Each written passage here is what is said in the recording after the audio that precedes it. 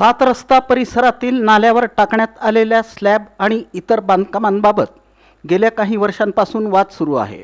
या प्रकरणी आमदार विजयकुमार देशमुख गटाच्या नगरसेविका श्रद्धा किरण पवार यांनी 16 एप्रिल 2026 रोजी पालिका आयुक्त डॉक्टर सचिन ओंबासे यांच्याकडे तक्रार दाखल केली होती।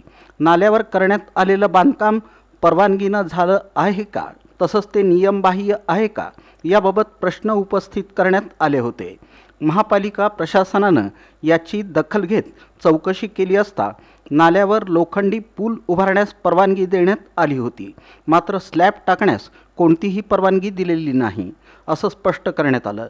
त्यामुळे हे बांधकाम अनधिकृत ठरत असल्याचं प्रशासनानं नमूद केलं आहे। दरम्यान या अनधिकृत बांधकामामुळे पावसाळ्यात नाल्याचं पाणी साचून सात रस्ता, लोधी गल्ली आणि परिसरात पाणी साचण्याची समस्या निर्माण होत असल्याची तक्रार आहे। यामुळे नागरिकांना मोठ्या अडचणींचा सामना करावा लागत आहे। महापालिकेनं यापूर्वी 21 ऑगस्ट 2017 रोजी संबंधित बांधकाम हटवण्याची कारवाई सुरू केली होती, मात्र त्यावेळी महाविद्यालय प्रशासनानं स्वतः होऊन पाडकाम करण्याचं आश्वासन देत कारवाई थांबवली होती। त्यानंतरही आजतागायत कोणतीच ठोस कारवाई झालेली नाही। आता पुन्हा एकदा सोलापूर महापालिकेनं कडक भूमिका घेत स्लॅब हटवण्याचे आदेश दिले असून आदेशाचं पालन न केल्यास आपत्कालीन कायद्याअंतर्गत कठोर कारवाई केली जाईल असा इशारा देण्यात आला।